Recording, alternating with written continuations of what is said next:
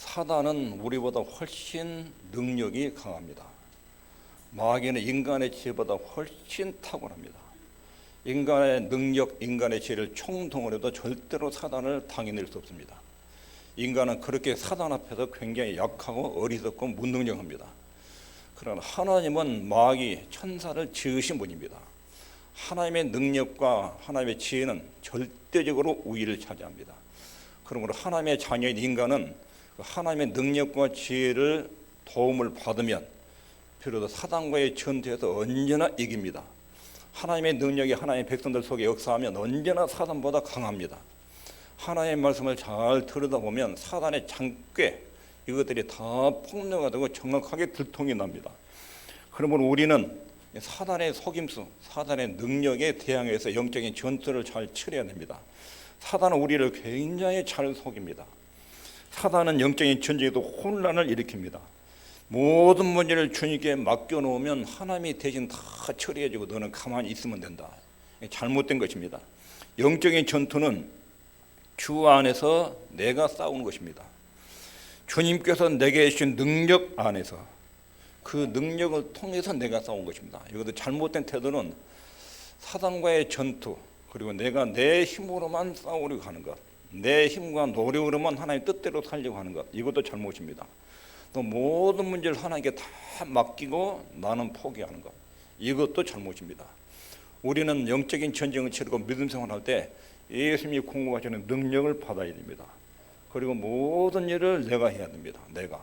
내가 모든 일을 하는데 그 능력의 원천은 주님께 있습니다. 내가 전심전력으로 노력하고 힘쓰는데 예수님을 떼놓고 예수님으로부터 공급을 안 받고 내 힘으로만, 내 노력으로만 내 인생을 꼬려간다. 이런 태도를 인문주의라 합니다. 최선을 다하는 삶. 하나님의 도움이 없고 하나님의 공급이 없으면 끝나는 것입니다.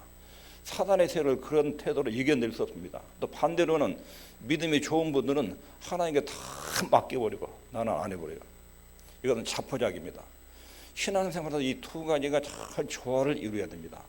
내가 전심전력으로 하나님 뜻대로 살기 위해서 애를 쓰는 것하고 그렇게 애를 쓰는데 주님께로부터 능력을 받아서 그걸 이루는 것, 이것이 신앙생활에 굉장히 중요한 조화의 문제입니다. 영적인 전쟁에서 이것을 또렷하게 말씀하시는데 성경적 증거들을 오늘 쭉 될 텐데 하나님의 말씀을 잘 귀담아 들으시면 반드시 여러분들이 이깁니다.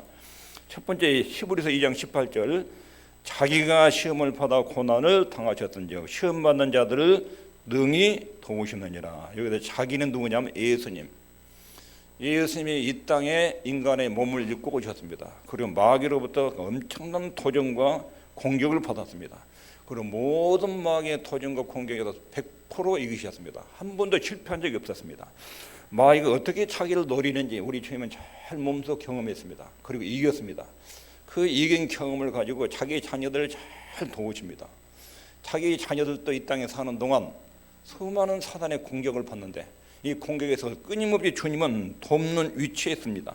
우리를 거들어주고 돕고 원조하는 자리에 서십니다. 시험 받는 자들을 친히 도우시느니라, 능히 도우시느니라. 우리를 도우신다는 것은 이 두 가지를 결합시키고 조화시키는 것입니다. 어떤 어려운 문제나 영적인 전쟁을 우리한테만 맡기는 것이 아닙니다. 또 하나님께서 전적으로 맡아가지고 알아서 해주는 것도 아닙니다. 우리한테 네가 나가서 싸워, 네가 사단과 싸워, 내가 도와줄게. 이 두 가지가 잘 조화를 이뤄야 됩니다. 여기다 도우신다 이 말은 우리에게만 싸움을 맡기신 것도 아니고 나만 싸운 것도 아니고 예수님이 내 안에서 내가 직면한 인생의 숙제를 이겨낼 수 있도록 그렇게 역사를 하십니다. 이것이 여기도 도우신다는 뜻입니다. 친히 시험을 겪으셨다는 예수님이 우리의 싸움을 친히 지휘하십니다. 지휘하시고 우리는 그 지휘관이 주님을 보고 주님의 명령과 지시를 따라서 움직이면 모든 전쟁에서 이기도록 그렇게 주님이 도와주십니다. 로마서 8장 26절 읽겠습니다. 시작. 이와 같이 성령도 우리가 마땅히 빌 바를 알지 못하나 오직 성령이 말할 수 없는 탄식으로 우리를 위하여 친히 간구하셨느니라. 성령님도 우리를 도우신다. 우리 연약함을 도우신다. 예수님도 돕고 성령님도 우리의 약함을 도우십니다. 성령께서 우리 문제를 전적으로 떠맡은 것이 아닙니다. 네가 알아서 해라 이렇게 우리한테 넘기는 것도 아닙니다. 우리 안에서 우리와 함께 사단의 세력을 이기도록 역사하시고 도와줍니다. 성령도 우리 연약함을 도우시나니 어떻게 돕는가? 마땅히 빌 바를 알지 못하나 뭘 기도해야 하는지 알지 못하는데 성령께서 기도의 방향과 흐름을 인도해 주신다는 것입니다. 말할 수 없는 탄식으로 우리를 위하여 친히 간구하시느니라. 고린도 12장 9절에 보면 바울이 간증을 할 때 바울은 천국에 갔다 왔더니 신비스러운 간증을 합니다. 이 땅에서 사는 동안 환상 중에 천국에를 갔다 왔습니다. 자기가 몸 안에 있었는지 뭐 밖에 있었는지 몰랐습니다. 낙원에 이끌려 갔다. 하늘나라에 가서 말할 수 없는 말을 들었다. 천국의 신비로운 광경을 보았다는 것입니다. 그런데 몸의 가시, 몸의 질병 때문에 하나님께 많이 기도했습니다. 너무 몸의 질병 때문에 사역에 큰 지장을 초래했습니다. 몸이 아주 고통스럽고 아픈 부분이 있었는데 그 가시와 싸우고 있지만 그는 은혜를 받았고 그 은혜로 가시를 충분히 이겨냈습니다. 그러면서 그가 하는 말이 이는 내 능력이 약한 데서 온전해짐이라. 하나님의 능력이 바울의 약함과 일치를 이룬 것입니다. 바울의 연약함을 충분히 극복해낼 수 있는 능력과 힘을 주신 것입니다.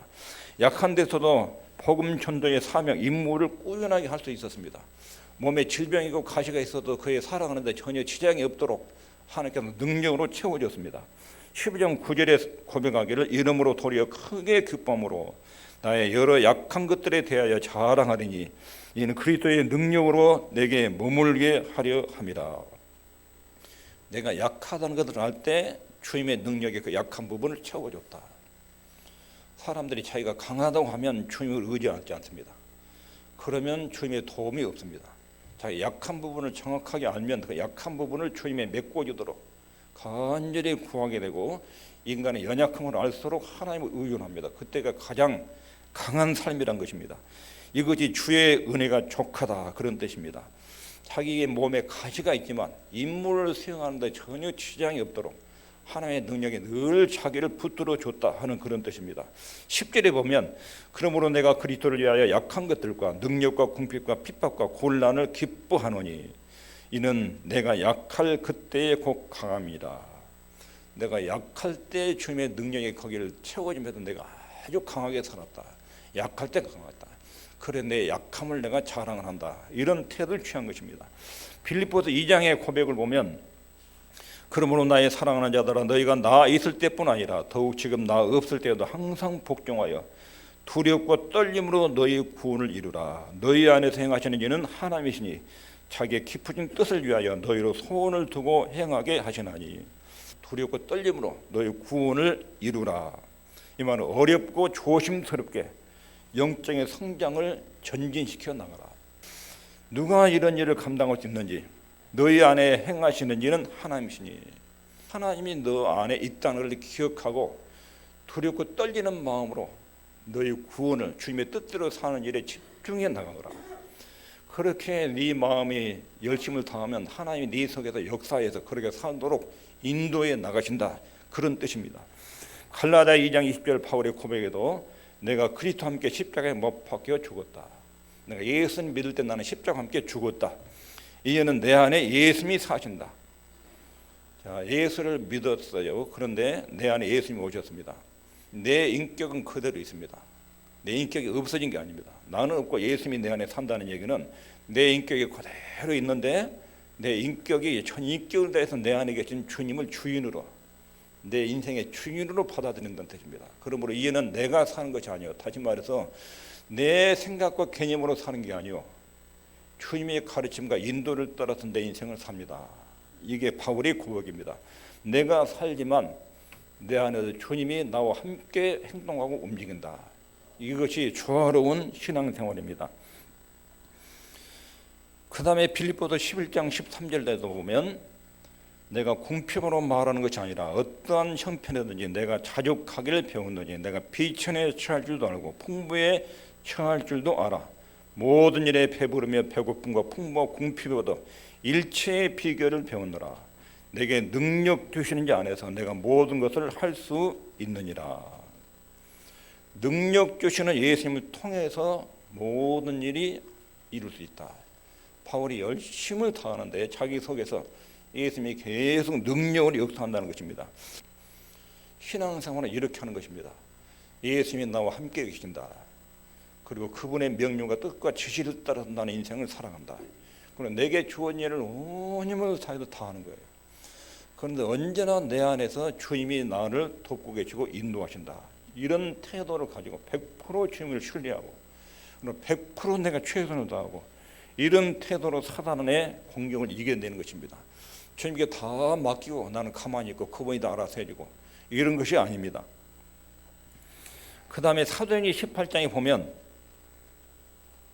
바울이 이렇게 고백합니다. 밤에 주께서 환상 가운데 바울에게 말씀하시되 두려워하지 말며 잠잠하지 말고 말하라.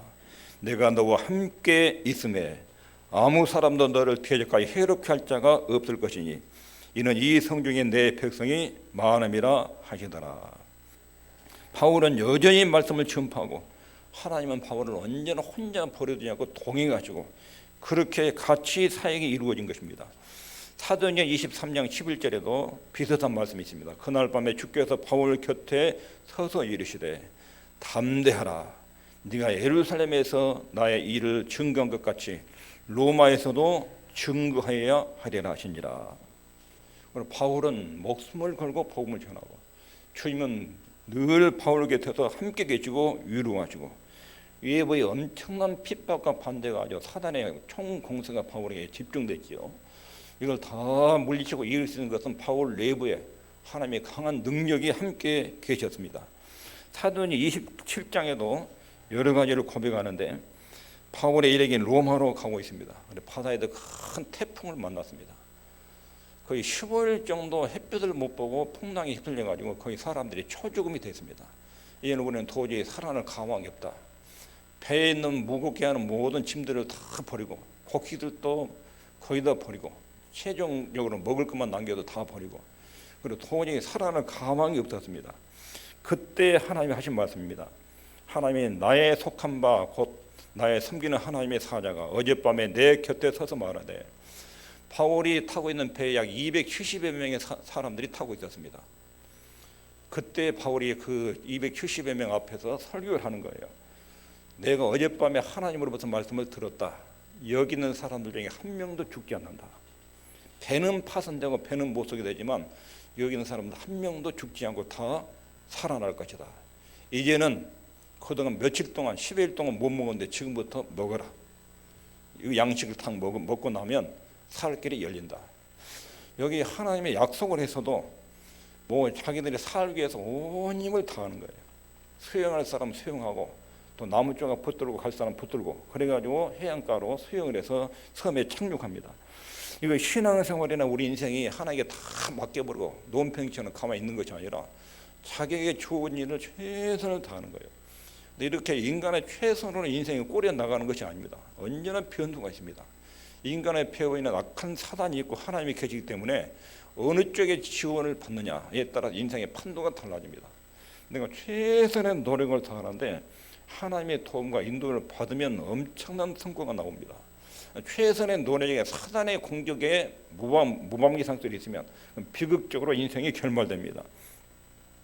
디모데후서 4장 17절에도 주께서 내 곁에 서서 나를 강건케 하시면 굉장히 위험을 느낄 때마다 꼭 하나님이 그때마다 역사하십니다. 내 곁에 서서 나와 말미암아 전도의 말씀이 온전히 전파되어 이방인으로 듣게 하려 하심이 내가 사자의 입에서 건지었느니라. 여기서도 보면 예수님께서 대신 싸우신 것이 아니라 바울이 싸우고 있습니다. 그리고 예수님은 내 곁에 서서 싸울 만한 힘을 주신다. 나를 강건하게 하신다. 요한계시록 12장 11절에도 또 여러 형제가 어린 양의 피와 자기의 증거하는 말을 인하여 저를 이기었으니 그들은 죽기까지 자기 생명을 아끼지 아니하였도다. 신앙을 지키는데 자기 목숨을 걸고 싸운 것입니다. 성도들이 이 땅에서 영적인 전쟁에서 싸워서 이긴 거예요. 뭘로 이겼습니까? 어린 양의 피와 자기의 증거하는 말, 십자가의 복음을 믿고 마귀와 싸워서 이겼다. 이것입니다. 이렇게 마귀를 이기기 위해서 실제로 우리가 행동할 것이 무엇인지, 마귀와 전투에서 이기기 위해서 실제로 내가 행할 일, 첫 번째는 지금까지 말한 내용을 잘 깨닫고 이해해야 됩니다.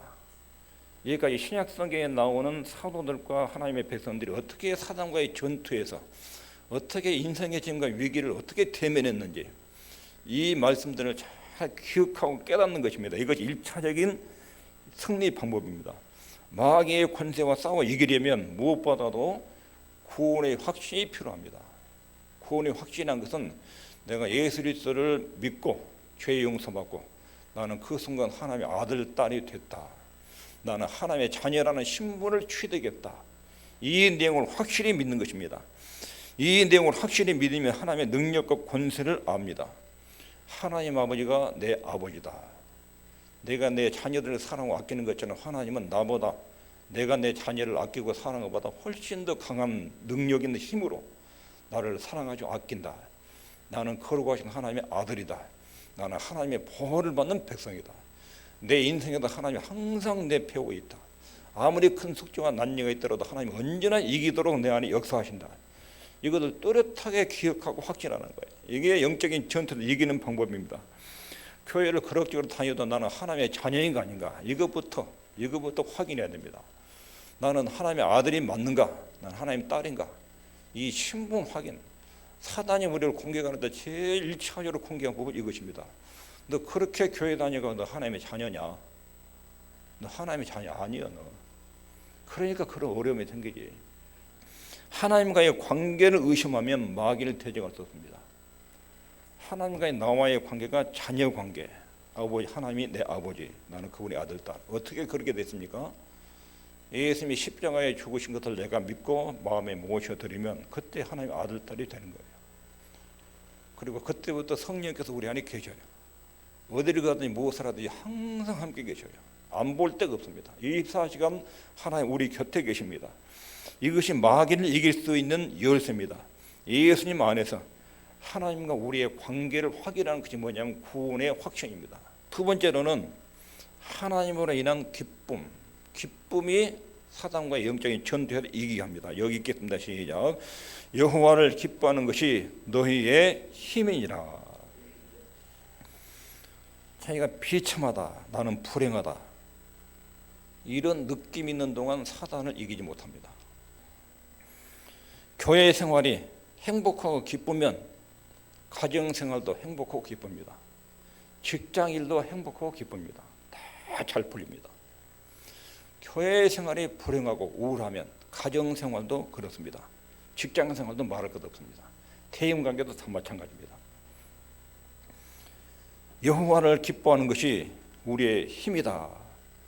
인간은 기계가 아닙니다. 복잡한 혼합체입니다. 신경, 근육, 두뇌 이것을 가지고 있는데 이 신경, 근육, 두뇌가 항상 같지 않습니다. 내 속에 기쁨이 있으면 이것이 엄청나게 활성화됩니다.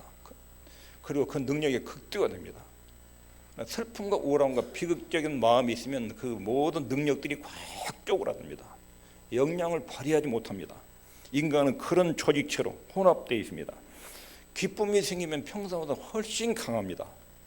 우울하고 신경질적이면 능력이 크게 떨어집니다. 같은 사람인데 마음이 기쁘면 초등학교밖에 안 나온 사람도 대학 수준 이상의 지능이 발휘됩니다. 최고의 박사학위를 가지고도 사람이 슬프고 비참하게 느낀 사람은 능력이 발휘가 안 됩니다. 우리 속에 기쁨, 근데 그 기쁨과 즐거움이 누구로 인하여? 돈 때문에, 쾌락 때문에, 술 마시는 것 때문에 이런 쪽으로 기뻐하는 것은 그 가짜 기쁨입니다. 가짜 행복입니다. 여호와를 기뻐하는 것, 하나님을 알고 하나님 안에서 기쁨을 누리는 것, 이것이 인생의 모든 잠재의 역량을 100% 발휘하게 만드는 강력한 힘이 있습니다. 기뻐하는 것이 너의 힘이다. 마귀를 이기는 힘이다. 기쁨. 그다음에 세 번째는 택하심과 부르심에 대한 확신. 이렇게 할수록 마귀를 이길 힘이 충만히 있는데 다니엘서 11장 32절에 보면 오직 자기의 하나님을 아는 백성은 강하여 용명을 바라리라. 누가 강하고 용명을 바란다고요? 하나님을 아는 백성. 자기 하나님을 아는 백성. 하나님을 몸으로 경험한 사람. 하나님은 백성에게 힘을 주고 격려를 주고 능력 있게 하시는 분입니다. 그 하나님과의 공급 라인이 열려 있는 사람, 하나님을 아는 사람이에요. 하늘에서 영양 공급이 계속 공급의 원천이 주님께도 공급된 사람, 이 사람은 하나님을 아는 사람입니다. 하나님을 아는 사람은 강력하게 일어설 수 있습니다. 진리를 파악해야 됩니다. 그래야 마귀를 이깁니다. 하나님의 말씀은 진리인데 말씀을 잘 듣고 깨달으면 거기서부터 삶의 능력이 나옵니다. 바울이 엄청난 어려움 속에 빠졌을 때 어떻게 이겼는지 사도행전 20장에 보면 20장 22절에 보라 이제 나는 심령의 매음을 받아 예루살렘으로 가는데 거기서 무슨 일을 만나는지 알지 못하노라. 오직 성령이 각성해서 내게 증가하여 결박하고 환난이 나를 기다린다니. 바울이 지금 예루살렘을 방문하고 있습니다. 예언자들이 하는 말이 어떤 사람은 바울의 띠를 가져와가지고 손발을 결박하고 성령께서 내게 말씀하시기를 예루살렘에 당신이 가면 이 띠 임자를 이런 식으로 결박을 한다고 가르쳐줬다. 엄청난 사단의 공격이 바울에게 집중 포화로 쏟아졌어요. 근데 바울 안에는 복음으로 기쁨이 강력하게 있는 거예요. 강력하게. 죽음의 공포도 다 밀어낼 만큼 그런 강력한 힘이 속에 있는 거예요. 예루살렘 나 체포당한다고 그거 별것 아니에요. 하나님 내 생명 문제는 그분이 정하고 나는 살아있는 동안 예수님을 전할 것이다. 이 사명 따라합시다. 사명이 목숨보다 중요합니다. 그러면 세상에 두려울 것이 없는 거예요. 두려울 것이. 복음에 대한 기쁨, 열정, 하나님이라는 지식, 그 영적인 에너지가 모든 압력을 다 밖으로 밀어낸 거예요. 사명이 생명보다 귀하게 여기는 가치관. 죽는 것 어려운 일, 그게 대수냐? 내가 하나님 뜻대로 살기 위해서는 그런 건 아무것도 아니다. 내가 주님을 기쁘시게 하는 일에 위해서 내 인생을 쓸 것이다. 이런 태도를 가지면 모든 두려움과 사단의 공격이 다 무효화되고 무력화된다는 것입니다. 마귀는 구원의 확신을 공격합니다. 구원이라는 의심이 생기거나 확신이 무너지면 사단에게 그때 패합니다. 우울해지고 비참하고 인생의 희망의 불빛을 보지 못합니다. 마귀는 구원의 확신이 무너지면 공급의 원천, 공격의 힘을 끊어버리기 때문에 그때는 맥을 치지 못합니다. 그렇게 되면 성도는 모든 영역에서 비참하고 불행입니다. 마귀에게 전쟁에서 패하고 눌리기 시작하면 가정 영역이든 직장이든 교회 생활이든 다 무너집니다. 대인관계도 무너집니다. 신경질이고 짜증나고 그리고 우울하고 그 사람이 가는 데마다 분위기가 침울해지고 갈등이 일어나고 이런 현상이 일어납니다.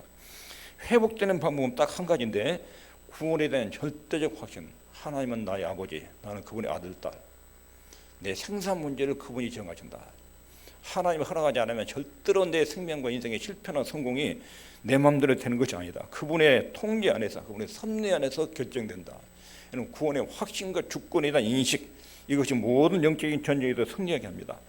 하나님의 자녀가 깨달아야 될 중요한 원리는 내가 누구냐, 나는 뭘 하고 사는 사람이냐, 나는 왜 태어났느냐, 왜 사느냐, 내 인생의 목적은 무엇이냐, 이걸 명확하게 기억하는 것이죠.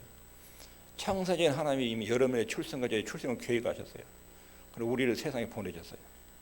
그리고 세상에 사는 동안 하나님의 자녀로 딱 불러도 끄집어 들였어요. 뭘 하라고? 내가 하나님의 자녀의 신부인데 뭘 하라고? 네가 일생을 사는 동안 나를 알고 하나님을 알고 내 뜻을 알아서 내 뜻을 이루다가 내 나라로 천국으로 오라. 이런 인생으로 하나님 우리를 창세전에 예정하시고 계획하셨어요. 그리고 20세기 그리고 21세기 여러분 2000년대 우리를 살도록 땅에 지금 내는 거예요. 교회 와서 하나님 말씀 듣고 집에 가서 일하고 직장 가서 일하고 사람 만나고 일하는 태도에 있어서 어떻게 하는 것이 하나님을 기쁘게 하는가? 사람 만나도 대화할 때 내가 어떤 태도로 이 사람을 대하는 것이 하나님을 기쁘게 한가? 늘 이것이 우리의 가치관이야. 삶의 방향이고 내가 처리하는 일이 어떻게 일하는 태도 어때야 주님이 기뻐하실까? 내가 이 사람을 어떤 태도로 대하는 것이 하나님이 기뻐하실까? 그것이 그 나라 의를 구하는 거야. 주님의 뜻대로 사는 방식을 찾는 거예요. 그리고 순간순간 그런 태도로 살아가는 것. 그렇게 살다가 어느 날 주님이 불러요. 이제 그만 땅의 생활을 마치고 내 나라로 와라. 그러면 천국으로 이사를 가는 거예요. 그리고 어느 순간 우리 주님이 재림하셔요. 주님이 오시면 인류 역사는 딱 끝나요. 창조로 시작되고 예수님이 재림 인류 역사가 싹 사라져요. 영원한 지옥으로 영원한 천국으로 종결돼요. 하늘나라에서 하나님과 영원히 함께 살 백성으로 창세전에 그런 구상을 가지고 하나님이 창조하시고 우리를 땅에 보내셨어요. 이 인생 철학이 또렷해야 됩니다. 나는 왜 태어났는가? 교회에서 말씀을 잘 들으셔야 돼요. 그래야 자기 인생의 해석이 돼요. 어떻게 살아야 되는지, 어떤 삶의 태도를 가지고 남은 여생을 살아야 되는지, 위기를 만나면 하나님 이때는 내가 어떻게 하기 원하십니까? 이 위기 때 내가 해야 될 일은 뭡니까? 어떻게 하는 것이 주님의 뜻대로 움직이는 것입니까? 이게 물어가면서 안내를 받고 살아가는, 그렇게 인생을 살아가는 것, 이게 택하신과 부르심에 대한 확신, 이것이 원수를 이기는 것입니다. 오늘 말씀을 정리하면 영적인 전쟁은 주님 안에서 내가 싸우는 것입니다. 내가 싸웁니다. 예수님이 내 안에 계속 이길 힘을 주십니다. 어려운 일을 딱 부딪히면 한숨 쉬지 말고 주님이 내 안에서 도와준다고 약속했다. 이걸 꼭 기억해야 됩니다. 나는 고와 같은 사람이다. 전능하신 하나님이 내 안에 계시다. 절대로 나는 이 일로 무너지지 않는다. 이 일은 절대로 내게 유익하도록 결과가 될 것이다. 이 어려움은 반드시 내게 유익이 되도록 하나님이 인도하시고 다스려갈 것이다. 이걸 늘 확신해야 됩니다. 그리고 또렷하게 하나님 그렇게 약속하시고 말씀하셨습니다. 영적인 전쟁에서 사단은 늘 우리를 혼란하고 착각을 일으키는데 하나님께 다 맡기고 너는 가만히 있어라. 이런 식으로 혼란 일으키든지 네가 다 알아서 해라. 하나님 너한테 신경 안 쓴다. 이런 쪽으로 인도하든지, 이 둘 다 함정에 사단이 만드는 함정입니다. 이걸 조심해야 됩니다. 마귀를 이기기 위한 실제적 행동 세 가지를 말씀드렸습니다. 하나는 이런 진리의 말씀을 깨닫고 이해하는 것. 예수님이 내 안에 계시고 나와 함께 더불어 싸운다. 이걸 깨닫고 이해하는 것. 그리고 하나님으로 인한 기쁨. 하나님 나라를 창세전에 예정하시고 창조하셨다. 영원한 천국 생활을 준비해 놓으시고 이 땅에 그 나라를 준비하며 살아오도록 이 땅에 살도록 시간을 허용해 주셨다. 이로 인한 큰 기쁨. 나는 언제든지 이 땅에 떠나도 언제 죽어도 나는 천국 간다. 하나님 내 아버지시다. 이것으로 인한 기쁨. 이것이 사단을 이기고 세 번째는 하나님의 자녀라는 확신. 택하심과 부르심을 확신하는 것. 여호와를 기뻐하는 게 너의 힘이니라. 우리 하나님의 백성들이 하나님을 아는 것으로 큰 즐거움을 삼는 것. 이것이 모든 사단의 공격으로부터 이 땅의 인생의 어려움으로부터 이겨내는 하나님의 자녀의 큰 재산입니다. 기도하겠습니다.